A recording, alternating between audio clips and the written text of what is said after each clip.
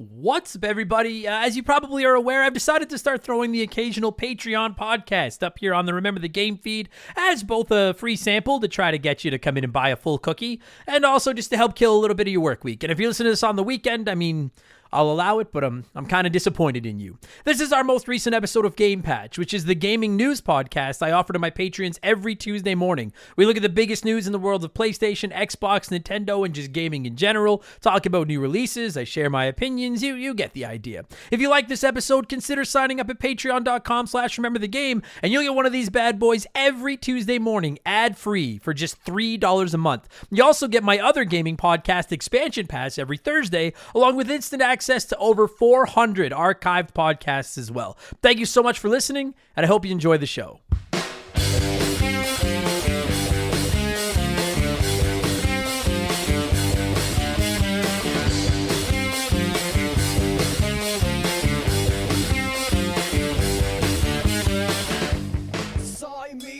My name is Adam Blank, and welcome to Game Patch. Remember the Game Industry's weekly gaming news podcast. This is patch 197.0, and it includes Valorant is now free to play on Xbox and PlayStation consoles. Obsidian's upcoming open world RPG Avowed has been delayed. It is a stretch of a whisper of a possible rumor. Half-Life 3 might actually just be real after all. And a whole bunch more. It's a busy week. Your patch is installed. I've had lots of coffee. Let's go.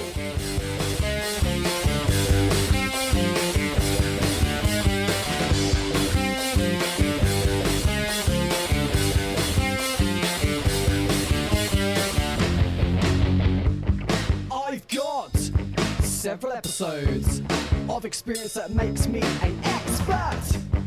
I'm the judge and you're the liar, and my audience is my bias the higher.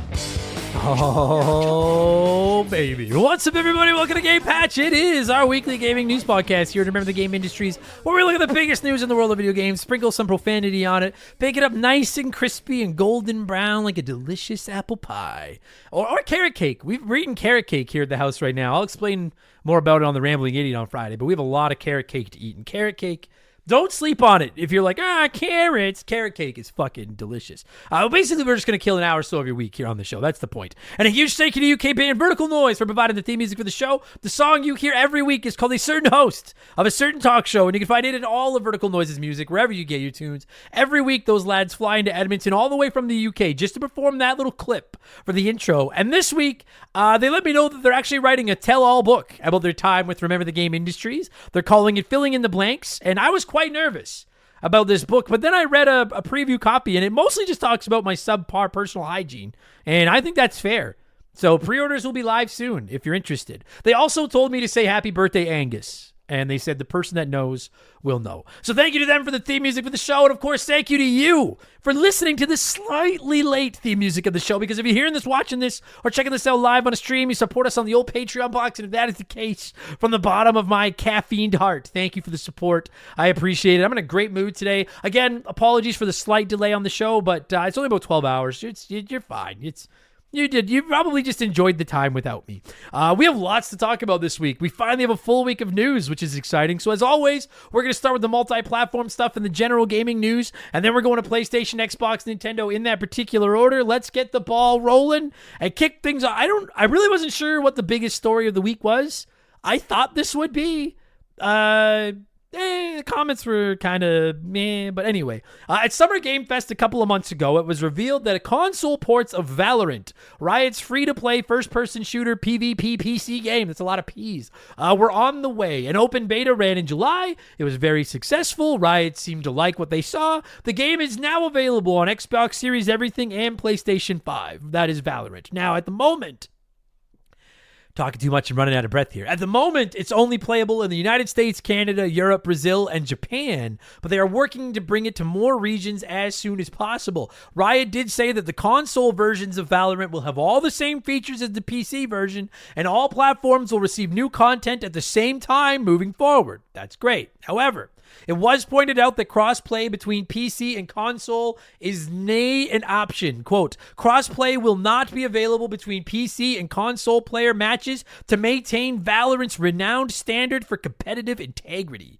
End quote. And then finally, Riot is warning console players that anybody caught using a mouse and keyboard on their console will be banned. So don't get cute. Use your controllers. Remember, kids, winners don't use mouse and keyboard. Actually, I presume in Valorant, they probably do, which is why they've been banned on console. But you understand what I'm trying to say. So I really wasn't sure. I don't know this game. You guys know me. I don't play the PvP first-person shooters because I'm terrible. But I thought this was a big story. And so I thought, like, I'll lead with this. We'll get tons of comments. There was a lot of comments, but they were kind of like, a lot of them, like Matteo said Valor won't. And I'm going to be honest, I don't quite understand.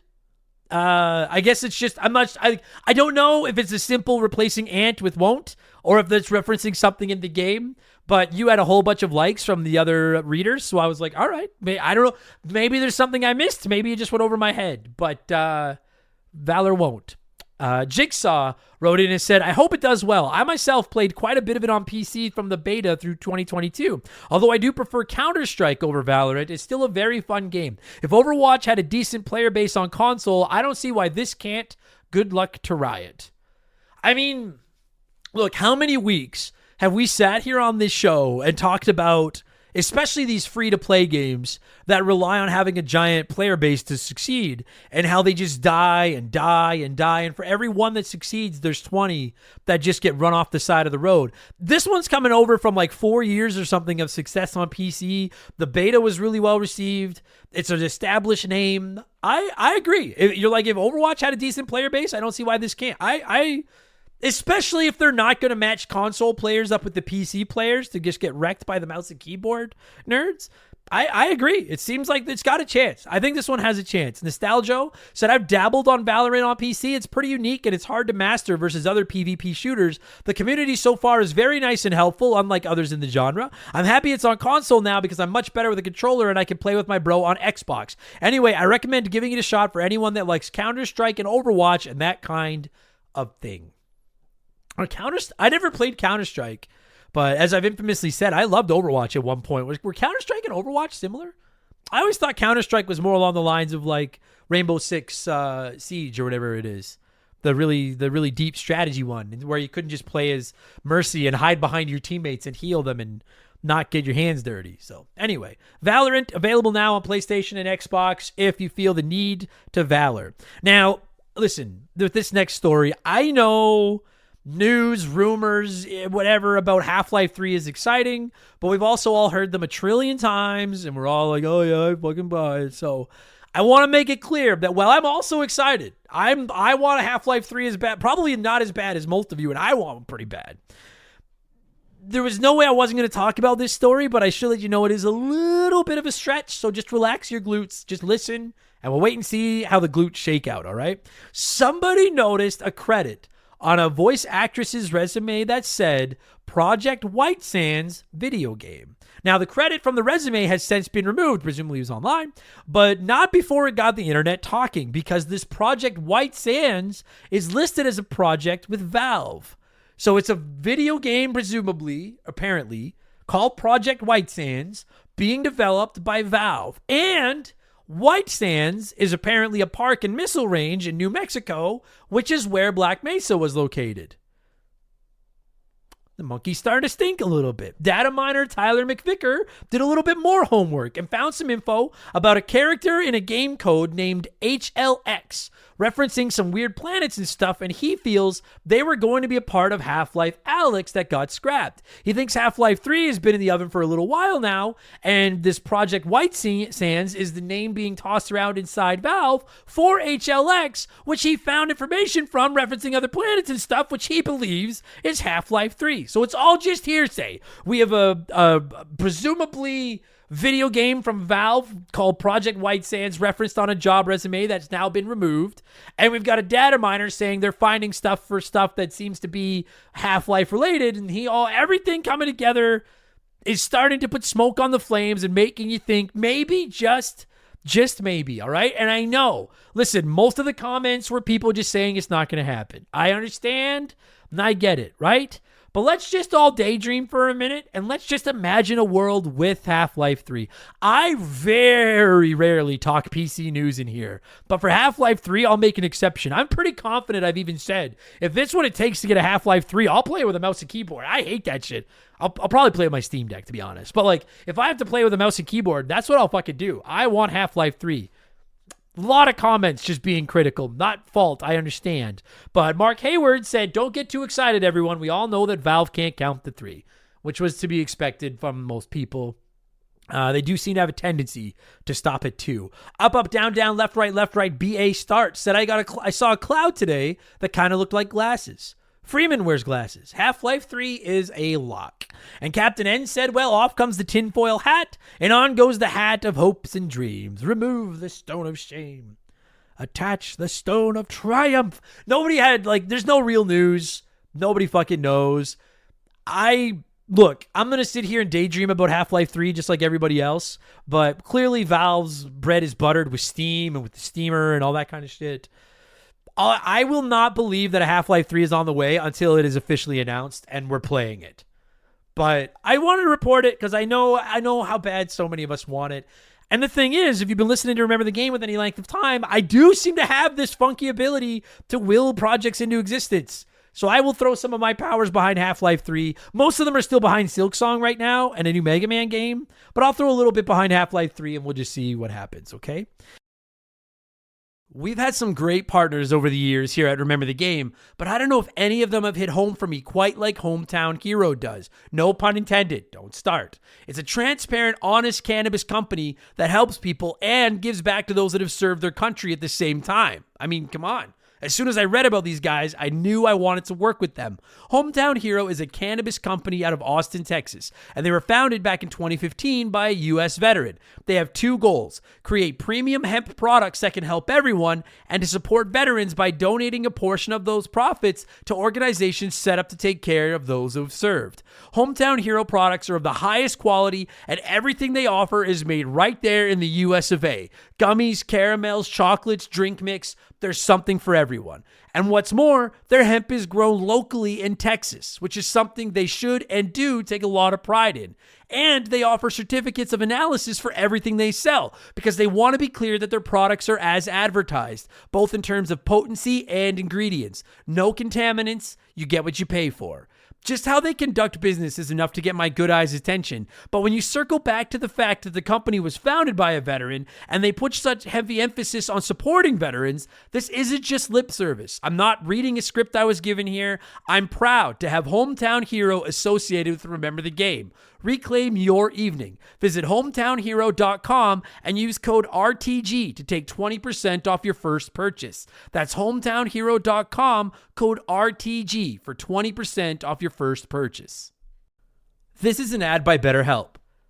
A band once said, "Work sucks, I know." And I think most people agree with them. Workplace stress is now one of the top causes of declining mental health, with 61% of the global workforce experiencing higher than normal levels of stress from their jobs. And while walking away from your job might not be an option, taking a little time every day to focus on yourself and your mental health can make a huge difference. I know in the summer I try to get outside every day, get a little bit of sun, and just enjoy the outdoors. It really helps. At least until my allergies attack, and then it's ugly. It's important to take steps to combat work stress, and therapy can be a huge one. It's not just for overcoming trauma. Therapy can help you define work goals, set some work boundaries, develop coping skills. It's like a cheat code for life. And if you're thinking, man, I'm too busy for therapy, well, look into BetterHelp. They make therapy as convenient as possible. You can meet with one of their over 30,000 therapists online and on your schedule, just like over 5 million people around the world already have done. As the largest online therapy provider in the world, BetterHelp can provide access to mental health professionals with a diverse variety of expertise. Unwind from work with BetterHelp. Our listeners get 10% off their first month at betterhelp.com/rememberthegame. That's BetterHelp, HELP.com/rememberthegame. This next story is kind of sad, so we'll play it quickly before YouTube yells at me.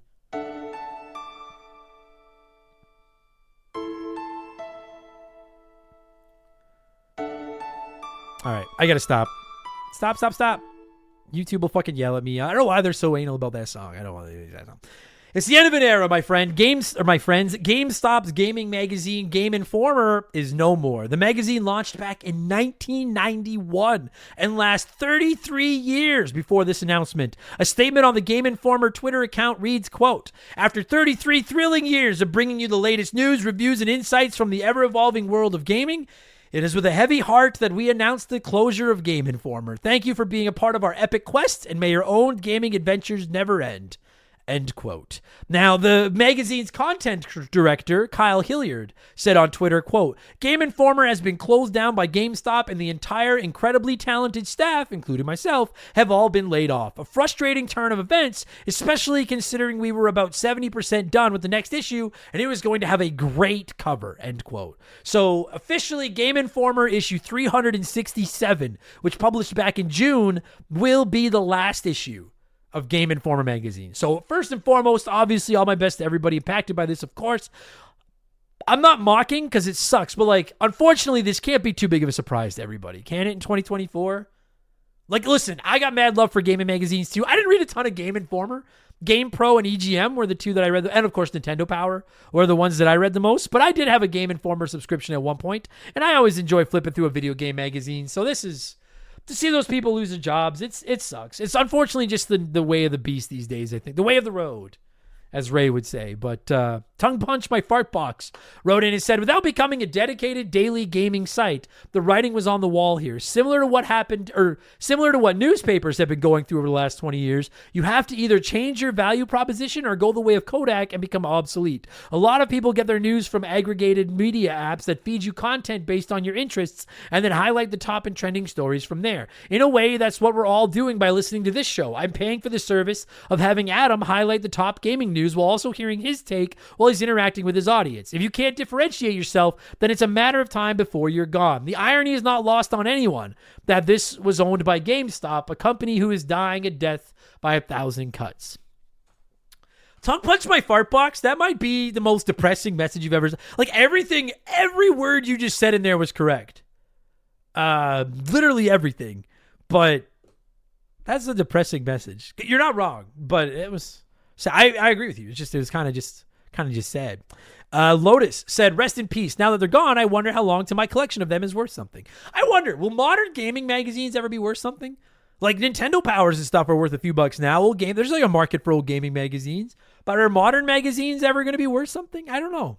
Because now everybody saves everything. Like back in the day, like man, what I wouldn't give to go back. And I'm sure 80+% of the people listening to this are in the same boat as me. You wish you could go back, have all your old toys, have all your old video games. You wouldn't have thrown out the boxes or anything. But we sold them or we traded them in or our parents gave them away or they fucking got lost in a fire, whatever the fuck. And I wonder though, but everybody saves everything now. So now I wonder if modern gaming magazines will ever be worth something. Kareem the Dream said, "I remember being so excited to get these in the mail every month as a kid, back when they used to be free with a GameStop Pro membership. As much as GameStop sucks, it's nice that they kept Game Informer around for as long as they did. Very tough to see it go, even if I get most of my gaming news from old Mr. Blank nowadays." That was when I used to read them too. I went through a phase of a couple of years in my 20s where I had a GameStop membership that came with a subscription to Game Informer. And I also used to look forward to reading those magazines. I agree. And Vince Fahey said, "I was bummed to hear this as I enjoyed each issue and it helped keep me on top of current game releases as I don't usually look online for that sort of thing. Is there any other magazine out there that could replace it? I was getting Retro Gamer, but it's primarily retro stuff. It doesn't scratch the itch of the current, or it doesn't scratch the current stuff itch. Anyone know of a suitable replacement for Game Informer?" I don't. If anyone does, I don't know, leave it in the comments on Patreon. Let us know. I'm curious. But I don't know of any other gaming magazines either. It's too bad. It's just, I don't know. It's like I was grocery shopping the other day and almost every year I buy a fantasy football magazine, even though I know that like half of it is fucking old news and there's injuries and trades and shit and it doesn't matter. I just enjoy something about reading magazines. I don't know. I like magazines. So yeah, I'm curious about that as well.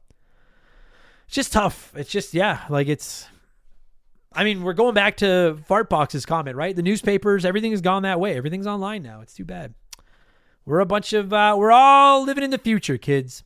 Madden 25, speaking of the future, drops next week in like 7 days. And EA released a little bit of new information on its franchise mode to help build up ye old hype. They're souping up the draft. They're adding storylines and stuff to player manage or to the player management aspect of the franchise mode. As far as the draft in Madden 25 goes, they're adding a new prospect board that updates in real time, and it makes it easier for players to navigate and waddle through and sort players and all that kind of thing. The storyline stuff will include things like dealing with the press, answering their questions about your players. You have to make sure your players aren't being lazy fucks during the offseason. You have to deal with their playing time, make them promises, and then attempt to keep them, and maybe build a culture in your team and all that kind of stuff. Now, they're talking a great game. No pun intended. EA is with Madden, but they always talk a great game. I'm interested to see, A, how it reviews next week, and B, if the release of college football earlier this summer impacts Madden sales, because a lot of people have been lukewarm on Madden forever, despite the fact that it still sells 3 trillion copies a year. But that college football game they dropped a couple months ago has been reviewing through the fucking roof. People seem to, half the comments were about how good this game is, this college football game. So I'm very interested to see how Madden does this year. Like I said, it drops on August 12th on PlayStation, Xbox, and PC. Beat on the Moan said the success of NCAA will finally be the catalyst for Madden to step up their game and make something worth buying. I'm not convinced of that, but we will see. Roger Russell said about time they put more thought and effort into the game. Hopefully we'll see this roll over to next year's NCAA, which is great, by the way. See, everybody seems to love this game. And Jackson Campbell said, slightly off topic, but they're also adding the ability to transfer your player from College Football 25, meaning you can play your entire college career, and then you can continue it in Madden. I meant to look that up before I started. I'm not calling you a dirty liar, Jackson Campbell. I just didn't know that was a thing. Player transfer, college football, Madden 25. Need to know star RM pick. Wow. Yes, a created superstar in College Football 25 Road to Glory can be transferred over to Madden 25. This has been confirmed by EA Sports. Well, I will give a associate producer's credit to Jackson Campbell because I missed that. Jackson, well done. So there you go. A smart way to get you to buy both, I guess. That's smart. I'm curious, for you footballers, are you going to buy both? Or are you just going to play college, or are you just going to play Madden? Are you going to buy both? I'm interested. Like, I love golf games, but I'm not playing both EA Sports PGA Tour and PGA 2K23. Like, I'm playing one. I'm playing EA Sports PGA Tour is better, but just curious. Anyway, I have nothing to add to those. I haven't played a Madden since I played one when Peyton was the QB in Denver. And that was quite a while ago now. Holy fuck. I think that was the last time I bought a Madden. Was when Peyton was our quarterback. I don't think I'll be buying it this year. I don't know. Madden, like, old school Madden's good times. I'm going to start playing NFL Blitz 2000 for Remember the Game. I'm pretty excited about that. I think that is where I'll get my football fix this year, is NFL Blitz. This next one, I've never played a Prison Architect game, but I've always thought it looked cool. I always thought it looked like a neat game. Much cooler than its sequel, Prison Architect 2, which doesn't look like anything because it's been delayed indefinitely. It was actually delayed earlier this year. It was set to drop in March, then it got bumped to September. They had some issues when they were running stability tests on the game. I don't know what the fuck they found in there, but no word on when the game is shipping now. It is fucked. Quote, our continuous eternal reviews and beta test groups have highlighted areas that we need to focus on more, mainly performance and content, which we need to address before they launch to ensure that you, the players, get a good experience in the game, end quote. So they're issuing refunds to anyone that pre-ordered Prison Architect 2, and they said they're basically just going to shut up about a new potential release window for the time being and just focus on getting the game running properly. That's too bad. Like I said, I always thought Prison Architect looked kind of neat. But this one, apparently not so much. Pressing X said, I can't imagine there will be many refunds in this case, meaning people that pre-ordered the game, and nobody else commented on this story. So story checks out, Pressing X. You've got evidence. So nobody else gives a fuck. There you go. The stats nerds over at Circana have revealed the best-selling games in the United States of America for the month of June, and powered by the Shadow of the Erd Tree expansion, Elden Ring has returned to its throne at the top of the charts as the best-selling game for the month. Old Faithful Call of Duty Modern Warfare 3 came in at second, and Kingdom Hearts Integrum Masterpiece came in at third. And if you're like me and wondering how the fuck that happened, I didn't realize that a Steam port of this Kingdom Hearts collection dropped in June, which obviously obviously would be a massive spike in sales. Makes a lot more sense. It originally released a couple of years ago. It's a collection of a whole bunch of the fucking Kingdom Hearts games. So there you go if you're wondering why that came in at third. The rest of the top 10 sales in the month of June in order from 4 through 10 were Shin Megami Tensei 5 Vengeance, Hogwarts Legacy, Minecraft, MLB The Show 24, Luigi's Mansion 2 HD, EA Sports FC 24, and Sea of Thieves came in at 10th. Nothing too crazy in there. Fucking Minecraft, man. That game will never die. Fucking 6th again. Probably because of that PS5 port being released, but holy fuck, that game never dies. That Belgia said everyone and their mother is playing the Elden Ring DLC, and I still need to finish the original title, and I can't get good enough. That's why I won't play it, because I know I'm not good. I gotta listen, and I don't want to get a bunch of messages. It's just between me and you. Just me and you, the one listener that's hearing this. The rest of the listeners are not hearing this. This is just me and you. There's like a 5% sliver of me that's a little bit intrigued by Elden Ring. It's 5%. Before you're like, oh my God, when are you playing Elden Ring? I'm probably not going to. I have like 50 games that I want to play. And those ones, I know what's going to happen is I'm going to plunk down the money and then I'm just going to get fucking pissed off at it. But if it ever hits like a service like Game Pass or PS Plus or something, maybe I'll fire it up on a stream or two just for the lulz. Because I know I'm just going to get mad and then I'm going to quit. Those games, I just no patience for that shit.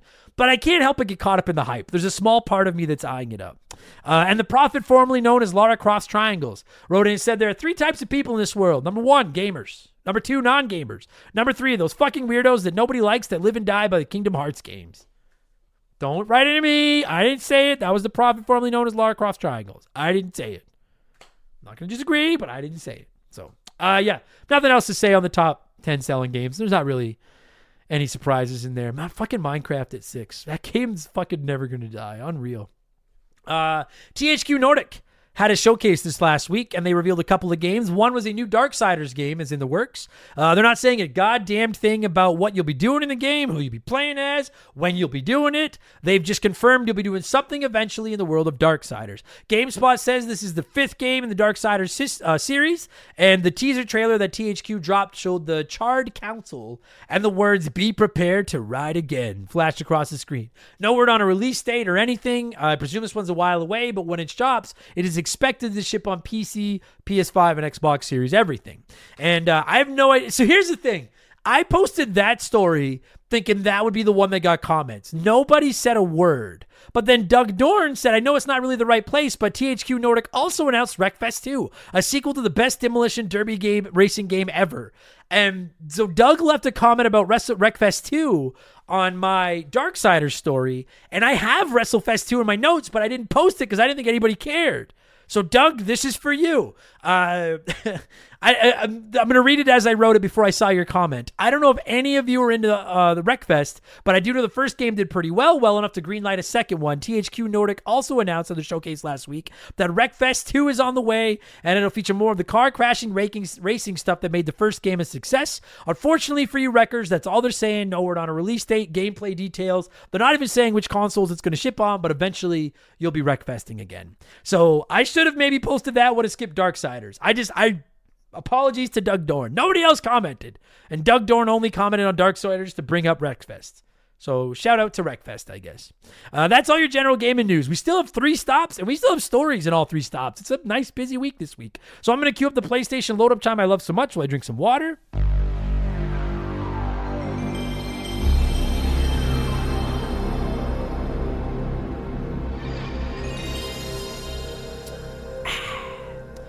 And let's check in with the station that plays. And unfortunately, we are going to start with a story about layoffs. I fucking hate these stories. Bungie, the studio behind that Destiny 2 game you may have heard of, has unfortunately announced that they're laying off about 17% of their staff, which equates to 220 people. In a blog post, Bungie said in part, quote, "Due to rising costs of development and industry shifts, as well as enduring economic conditions, it has become clear that we need to make substantial changes to our cost structure and focus development efforts entirely on Destiny and Marathon," end quote. And they said all levels of staff are being impacted. It's not just the It's not just us in the trenches. It's everybody all the way up the ladder. Those being let go are receiving severance pay, a bonus, and they're getting health coverage for an undisclosed amount of time as well. So at least they're taking a little bit of care of them. Bungie also revealed that an additional 12% of their staff will be moving over to Sony Interactive, who owns Bungie. A new game studio is being formed within Sony, and it'll be developing a brand new game that's set in a new science fantasy universe. They're not really saying anything about the game that's being developed.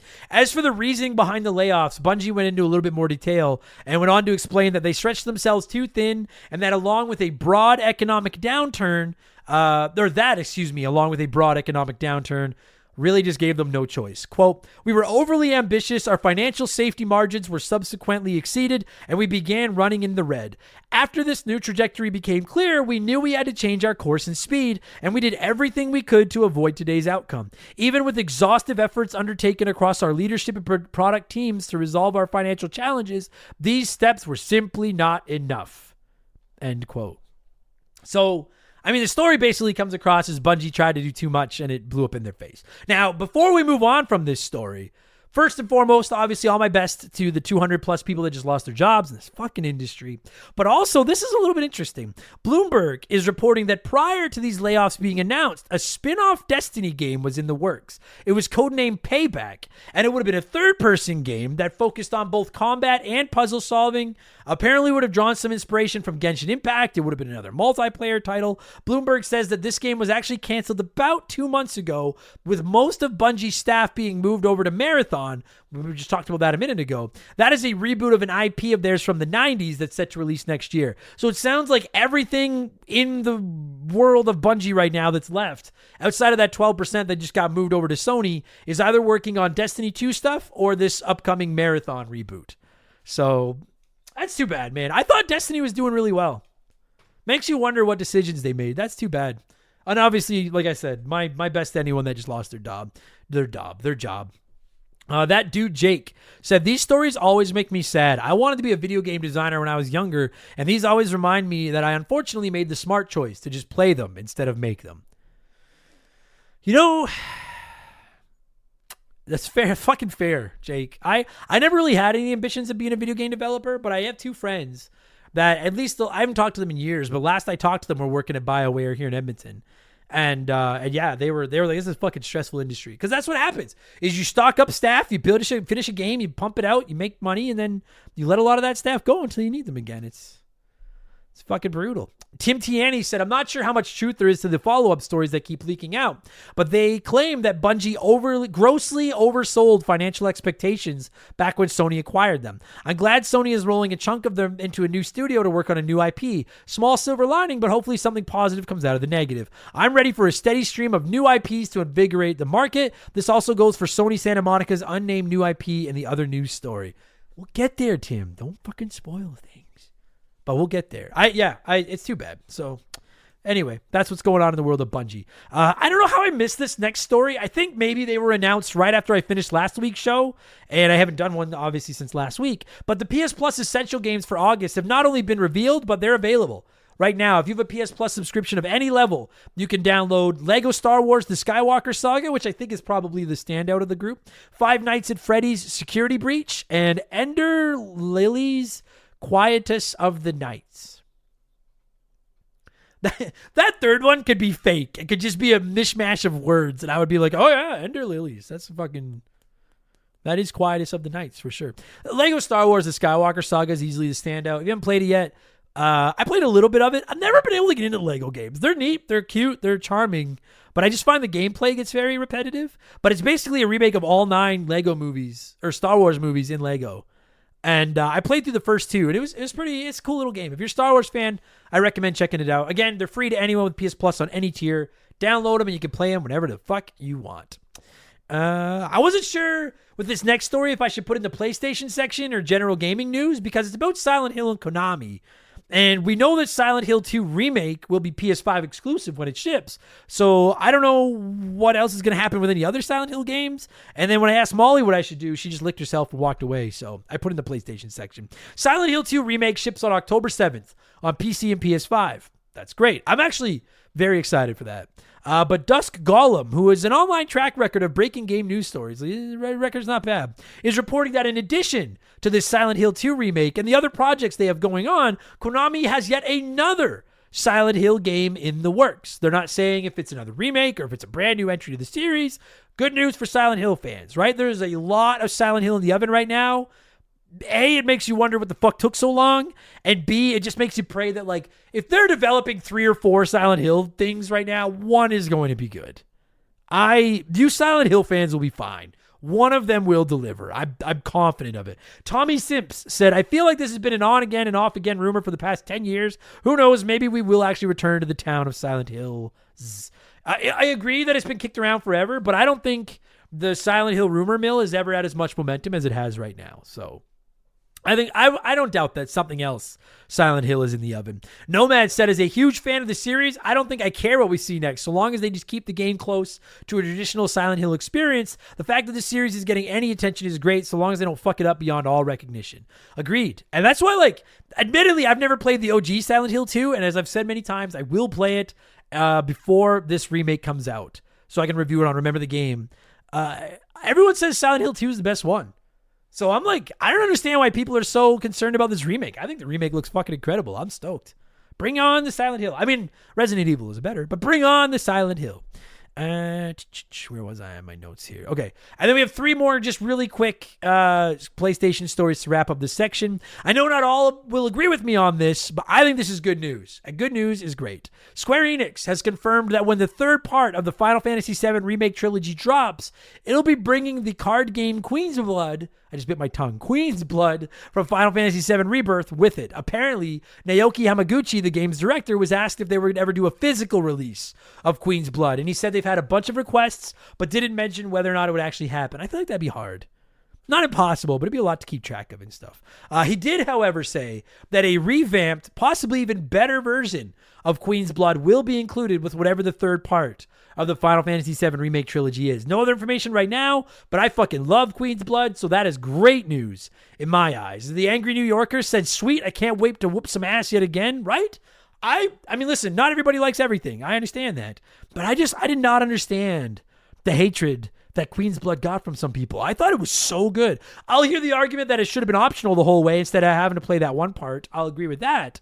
But I thought Queen's Blood was fucking fantastic. I thought it was rad. Venom1438 said, I still think Queen's Blood would make for a sick mobile game. Agreed. That'd be fucking awesome, actually. Because then you could bring in, like, characters from other Final Fantasies and stuff. That'd be fucking dope. I'd play that. So, I mean, there's no way I wasn't going to... I've put, like, 100 some hours into the first 2 parts of Final Fantasy VII Remake's trilogy. There's no way I'm not playing the finale. And to know that Queen's Blood will be there waiting for me, oh, that turns me on. That's good shit. Speaking of turning you on, here's a little teaser to get your nipples hard. Sony Santa Monica is the studio responsible for the cult classic God of War games. You may have heard of them. And apparently they're working on something brand new. The LinkedIn profile of an employee of the studio lists them as a character supervisor for a new IP. That's all they're saying. Now, sure, we're reporting news based on someone's LinkedIn profile, but a few stories have broken this way over the years, and to add more smoke to the flames, Sony Santa Monica has said themselves that they have several buns in the oven right now, so a new game that's not God of War makes a lot of sense. And I'll tell you right now, friends, after God of War and God of War Ragnarok, they will get my money. Assuming whatever they're working on is a single-player game like that. Like, if it's some weird online multiplayer, maybe you want, but, like, insert whatever fucking scenario you want. As long as it's a single-player narrative-based game, like, that's what I buy PlayStation consoles for. And I've said it many times. I don't think there's... Maybe Naughty Dog. I don't think there's many in the industry better at those types of games than Sony Santa Monica. So to hear they're working on something new is fucking awesome. Obviously, we still need more God of War. I got to know what happens with Atreus. Wyatt the Surgeon, who's not a surgeon, Rose, said, hear me out. God of Tricksters, Loki's Rise. We play mostly from Atreus' point of view, and we see it go from there. Yeah, we need a game that focuses on Atreus. But I'm okay with a break. Try something new, and then go back to God of War. I'm fine with that. They're gods. They'll be around forever. Take your time. Exciting. And then just a quick note, literally quick. Let's see if I can get through this in under 25 seconds, which I think is how long the trailer is. Go. The first teaser trailer for The Last of Us Season 2 dropped this weekend. It's only about 25 seconds long. I'm not going to speculate as to what they're showing in it because I don't want to spoil anything for anybody, but we do get to see Ellie's tattoo. We see Isaac. We see Dina. And, of course, Joel will be there. They've confirmed Season 2 will only be 7 episodes in length, and then they're going to do more seasons after this, but they're not saying when it'll release or anything. You can look the trailer up for yourself if you want to see it. Boom! 24 seconds. I got that in faster than the trailer. It's a good trailer, but it is just a teaser trailer. You're not going to get anything out of it, but I can't wait for that show. So fuck yeah, why not? That's all your PlayStation news this week. As far as game releases, I'll tell you right now, all 3 consoles have the exact same 3 games. There's just nothing... I want to say there's nothing big coming out because I'm actually interested in both these games. On Tuesday, Pepper Grinder dropped. I know most of you are like, what the fuck is Pepper Grinder? I remember seeing that on a showcase... Might have been a Nintendo Indie World showcase. I don't remember. But it caught my eye. It was a cool looking little platforming puzzle indie game where you have like a drill and you're grinding into the ground and stuff. Not one I'm going to play right away, but I am intrigued by this one. It's got a respectable 79 on Metacritic. So Pepper Grinder is out now. And SteamWorld Heist 2 comes out on Thursday. And I can't wait. SteamWorld Heist is fucking awesome. It is a tactical shooter, but it's like 2-dimensional, side-scrolling. Look it up. Play the first one. You'll probably love it. Then play the new one. I probably won't buy it day one because I have a lot I want to get to, but I do intend on playing SteamWorld Heist 2 this year. I fucking love the SteamWorld Heist. Well, there's only one, but I love the first SteamWorld Heist game. So those are your new game releases. And then as far as sales on the PlayStation this week, Baldur's Gate 3 is 20% off. I'm presuming most of you that want it already have it, but I thought I'd give you the heads up. And the Final Fantasy Pixel remasters are 20% off individually, or the whole collection is 20% off as well if you're jonesing for a whole lot of RPG. There you go. So your PlayStation news, you know where we're headed next. Let's open up ye old Xbox.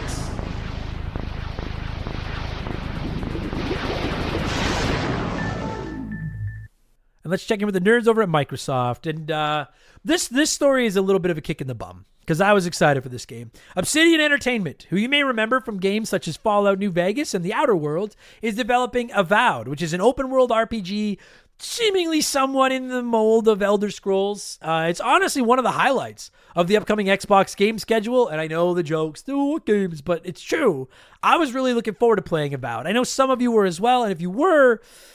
I'm sorry, it's been bumped. Xbox said, quote, so many games coming. As such, we're moving Avowed to February 18th, 2025 to give players' backlog some breathing room. Stay tuned for more from our games across Activision, Blizzard, Bethesda, and Xbox Game Studios at Gamescom, including our August 23rd live stream for a look at Avowed, end quote. So Xbox hasn't actually come out and said Avowed was delayed because they're having problems or it wasn't done.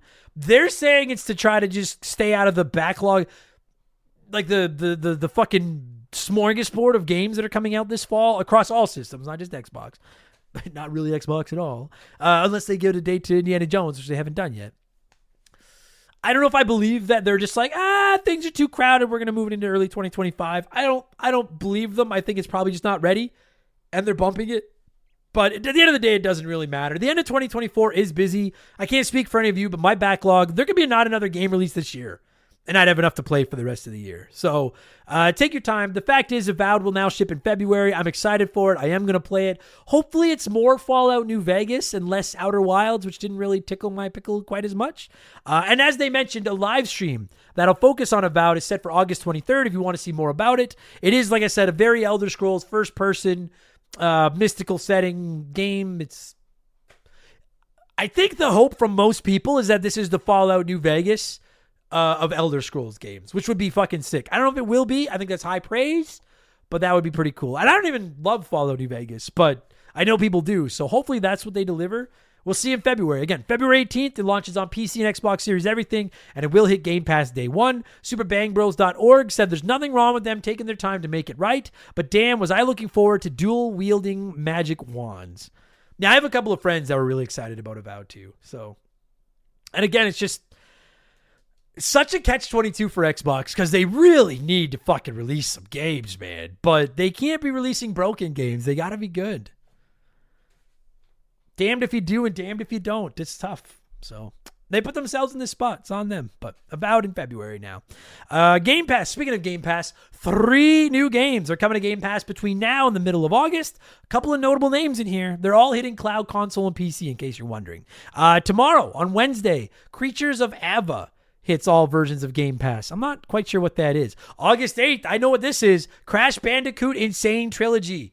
Anyone that probably wants to play it has probably already played it. I've already 100%ed all 3 of those games. I love Crash Bandicoot, but seeing it on Game Pass is fire. I might scoop it up just to try to go for some trophies, or achievements. So Crash Bandicoot Insane Trilogy hits Game Pass on August 8th, and then August 13th, Mafia Definitive Edition, which last week we talked about. There was a rumor that it was going to hit Game Pass. Sounds like it does, and it's going to do. It sounds like it will, and it'll do it next week on August 13th. So those will all be on Game Pass if you are interested. And then finally, to wrap up the Xbox section, a couple weeks ago, we talked about how Microsoft was looking into launching their own mobile game store on iOS and Android, as is Epic and a whole bunch of other companies, because they can now. And now we might have an idea as to what's going to go on said Microsoft store. Windows Central is reporting that a new AA game studio is being formed within Blizzard, with a focus on making smaller games based on large Blizzard IPs. It was noted that a majority of the staff at this new studio will be coming over from King. If you don't remember, King was the company that developed that Candy Crush game that did okay. And that was an underrated part of the Activision Blizzard sale. They acquired King. So they got all these people that made one of the most successful mobile games ever, and they're presumably going to come to this new studio and start developing some new Blizzard IP mobile games. No word on if these games will be exclusively mobile, what IPs they're going to focus on or anything, but it makes sense, right? They spent $70 billion on this merger. You got to get it back somehow, or acquisition, excuse me. You got to make it back somehow. And mobile games, whether we like them or not, make money. Hokey Riff said, I don't think anyone wants more spin. I didn't sigh on my own. He put aside his comment.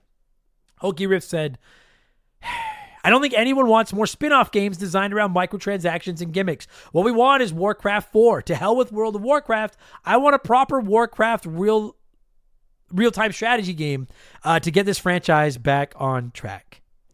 The thing is, like, listen, I hear you. Like, if Nintendo tomorrow announced a new Punch-Out or F-Zero mobile game, I'd be like, that's not what we want. But the fact that they make as much fucking money as they do means that somebody does. I agree. I think there's a lot of hardcore gamers that kind of turn their nose up at mobile games. I'm one of them, frankly. But they make so much money. And if Xbox bought this company with one of the biggest mobile game developers in it, in King, and they want to try to recoup some of that $70 billion, I hate it. Mobile game is the way to go.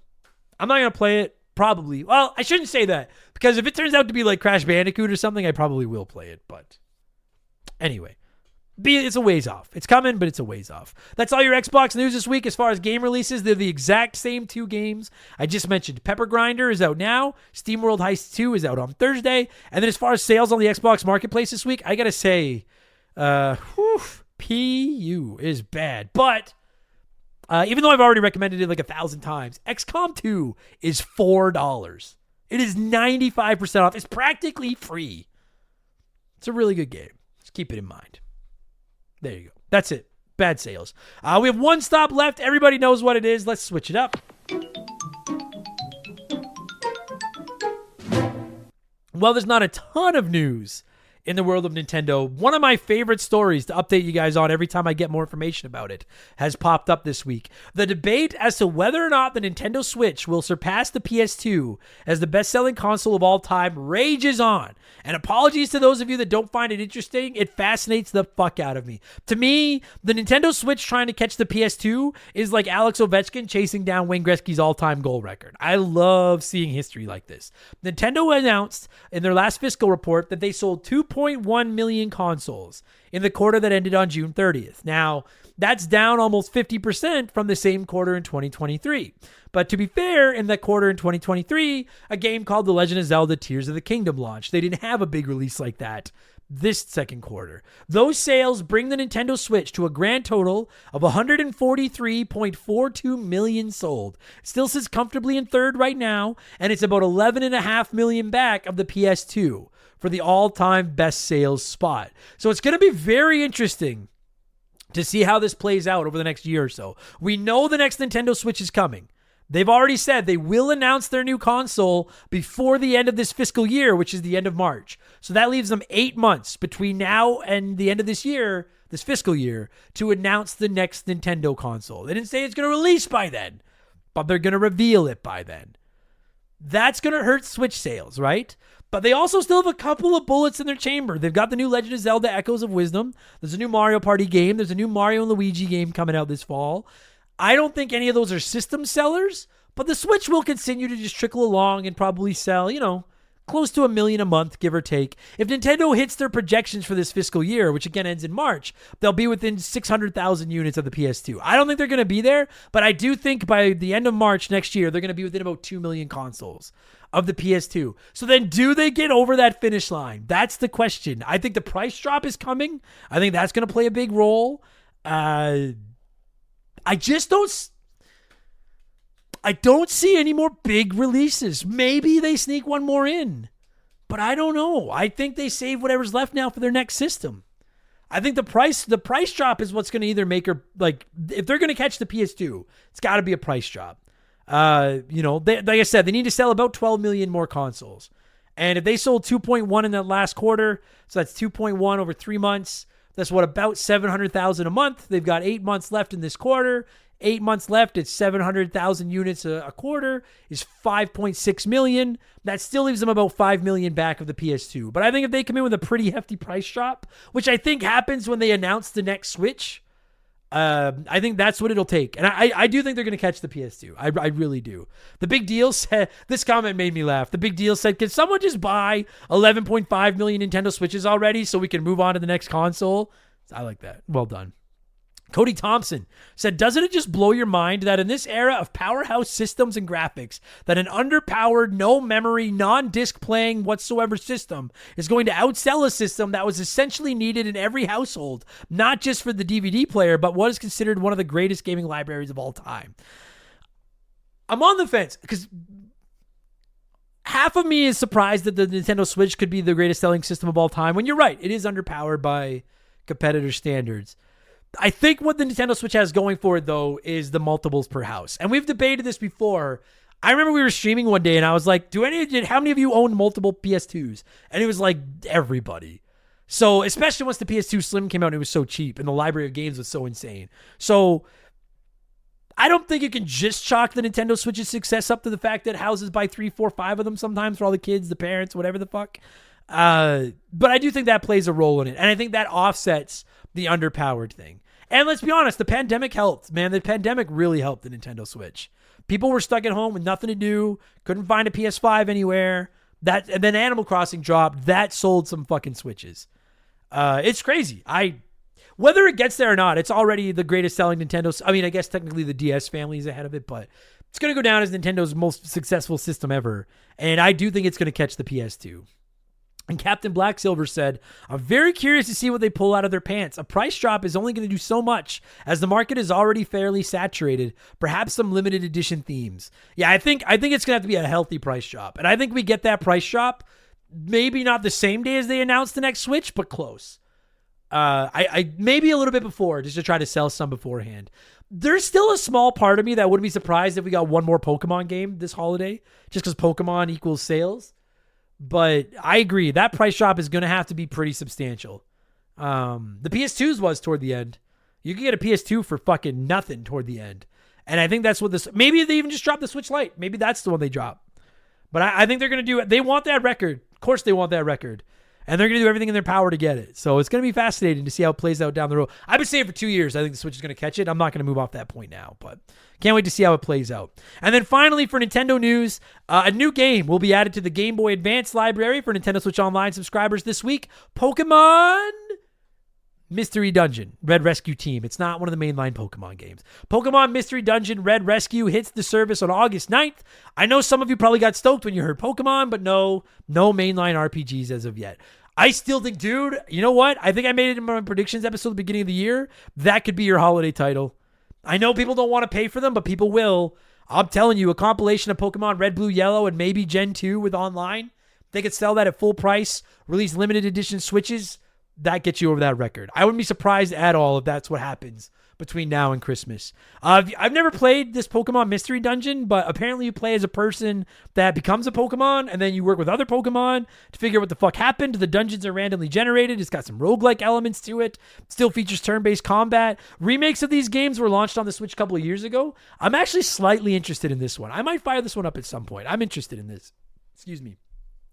T. Trebuzio said, come on, stop with the lackluster hand job and put the OG red and blues on the service. Mystery Dungeon might be good, and I'll give it a shot, but please let us play the OG games. That was basically every comment. And I picked T's because I really like the lackluster hand job analogy. But I'm telling you, like, I'm not guaranteeing Pokemon Red and Blue never hit Nintendo Switch Online. But Nintendo's got a tendency to sell us stuff they know that we'll buy. And I'd be shocked if they gave them to us as part of the subscription when they know we'll buy them. We will see, but I think that's their ace in the hole for this holiday season. And Cal C said, this has made my year. I always loved the Mystery Dungeon games. Unfortunately, I never managed to get a hold of the GBA one, so I'm really excited to play it. Yeah, I'm actually really intrigued by this one as well. I don't know what I'll get there, but I'm intrigued by this one. That's it for your Nintendo news. Oh, quickly, I told everybody last week that while the auction was running, I would keep everybody up to date on that Nintendo World Championships gold cartridge that's currently up for auction over at golden.co. I just looked right now. The auction is still running for 11 days. It ends on August 17th.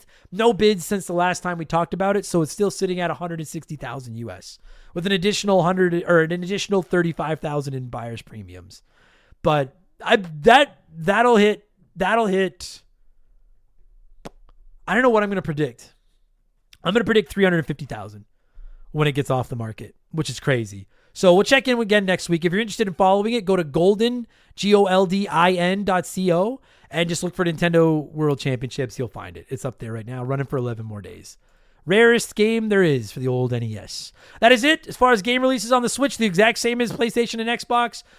Pepper Grinder and SteamWorld Heist 2. And then as far as sales on the eShop, they're not really doing anything crazy. But I do want to shout out, even though I've recommended these games before, just last week on Expansion Pass, I ranked my top 10 Metroidvanias, and the Guacamelee games made my list pretty high. They're great. They are $4 and $6 Canadian right now. 75% off. Pick them both. If you like Metroidvanias, it's a no-brainer. Pick them both up. Spend the $10. That's Canadian, so I think they're like 99 cents US. Scoop them. Two great Metroidvania games, the Guacamelees. There you go. That's it. That's all your news this week. Thanks so much for listening, everybody. Sorry it was like 12 hours late, but hey, I made it. It's fine. I will be back tomorrow on Remember the Game with Donkey Kong 64 finally. Thursday on Expansion Pass, I will be reviewing Nintendo World Championships for the Switch. And then on Friday, of course, it'll be The Rambling Idiot. Take it easy, everyone. Talk to you on the next one. Vertical Noise. Play me out.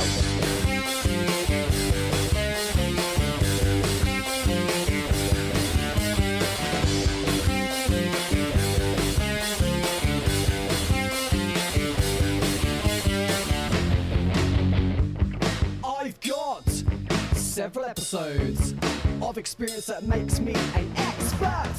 Thanks again for listening. Head over to patreon.com/rememberthegame to see what all is waiting for you in our bonus podcast archives. You can add them to any podcast service you want. Listen on Spotify, Apple, I don't know what any of the other ones are, but you can listen to them anywhere you want. Our subscriptions start at just $3 a month. We offer annual subscriptions that'll save you your 12th month's fees. 5% of our Patreon income is donated to Extra Life for the Stollery Children's Hospital here in Edmonton, and all the shows are ad-free over on Patreon. So it's basically just the biggest win in the history of winning. So patreon.com/rememberthegame if you are interested. Thank you so much, everybody. I hope you had or have a great weekend whenever the next one comes on your way, and I will talk to you on the next stupid podcast of mine you listen to. Cheers.